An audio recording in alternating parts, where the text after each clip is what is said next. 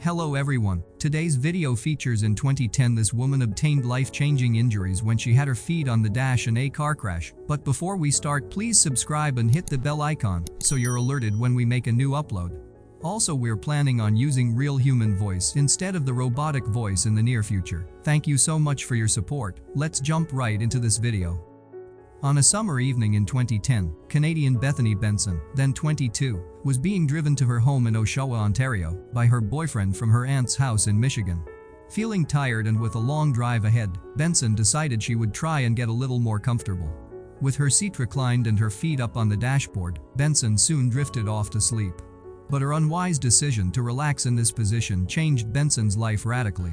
At the time of the fateful drive, Benson was looking forward to heading back to her hometown's Trent University to complete her BA degree. The young woman was majoring in history with a minor in French.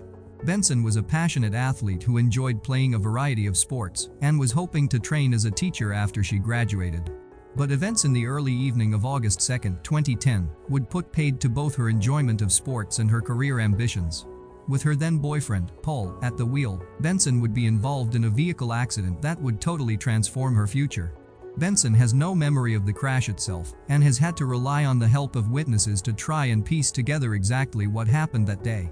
After leaving Benson's aunt's house, Paul began driving the pair of them home on the 400-plus mile journey in her mom's car, a Pontiac Sunfire.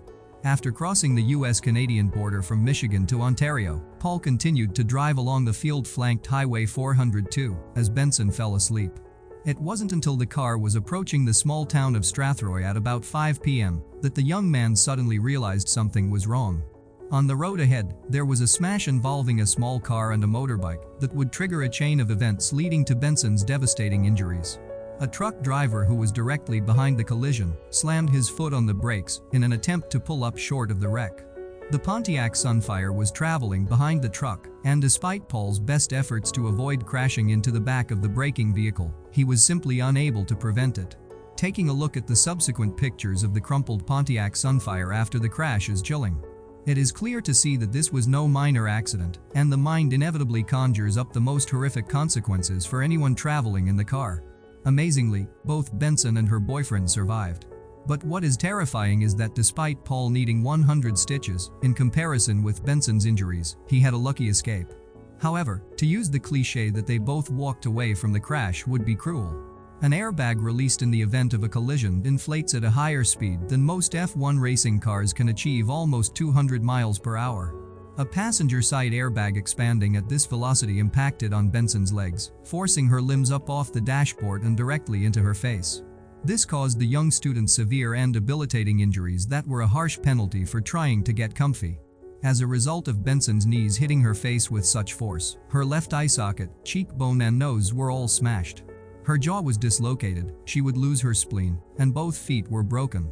In fact, the accident compressed Benson's feet to such an extent that after rehabilitation, they would become almost 2 sizes smaller than they were before the crash.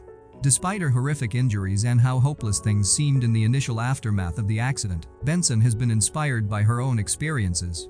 The courageous young woman has set up a blog, Invisible Disabilities, to share her journey and raise awareness of people with physical and mental issues, which may not be immediately apparent.